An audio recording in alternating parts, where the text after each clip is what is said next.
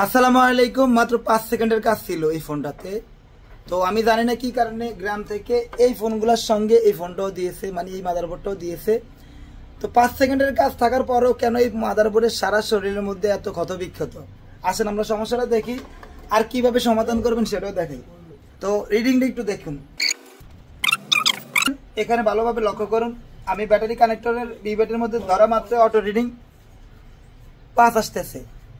এই auto reading 5 আসা মানে হচ্ছে এটা শর্ট রয়েছে, তবে এটাকে অনেকে লিকেজ শর্ট ভাবে, একেবারেই সর্বনিম্ন শর্ট ভাবে, যেটা কিনা গরম হয় না। তবে ম্যাক্সিমাম ফোন বিবেটের মধ্যে যদি 5, 4, 3, 7, 10, 12, 15 এই ধরনের শর্ট আসে, তাহলে এই ফোনগুলো কিন্তু বিপিএস লাইনে শর্ট থাকার সম্ভাবনা রয়েছে, যেটা ফুল শর্ট থাকে।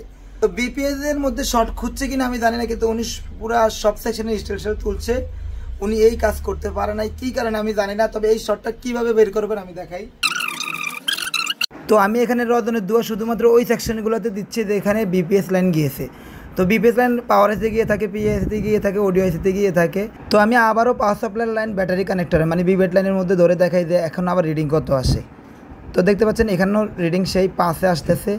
এবার আমি এই লাইনটাই এখন আমি বিপিএস লাইনে ধরবো। বিপিএস লাইনে ধরা মাত্র দেখেন আমি কিন্তু শর্ট ফাইন্ড আউট করে ফেলেছি। তো ভিডিওটি ভালো লাগলে অবশ্যই শেয়ার করে দেবেন, আর আমার পেজটি ফলো করে দেবেন। প্রতিনিয়ত এই ধরনের ভিডিও আমি ফেলে দিই।